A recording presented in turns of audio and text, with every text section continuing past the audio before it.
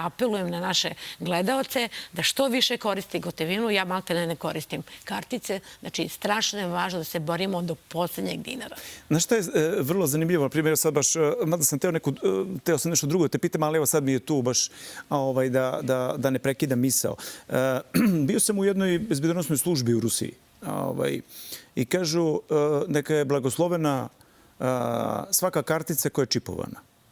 I sad ja nisam to baš najbolje razumeo zbog čega je to bitno. I onda mi izlistaju jedno ime i prezime i na tom jednom imenu i prezimenu ja vidim čovjek je sve plaćao karticama. Taj neki tamo u Rusiji plaćao sve karticama. I oni znaju kad je bio kod frizera, koliko je platio ovo, koliko je uradio ono. Obračun, kompletna jedna kontrola njegovog finansijskog stanja, sistema. Jedna potpuna kontrola. Sada, za mene i za Bojana nikad ne bi znao za frizera. Oni koji žele da vladaju svetom u ime moći, za njih je ideal digitalni novac.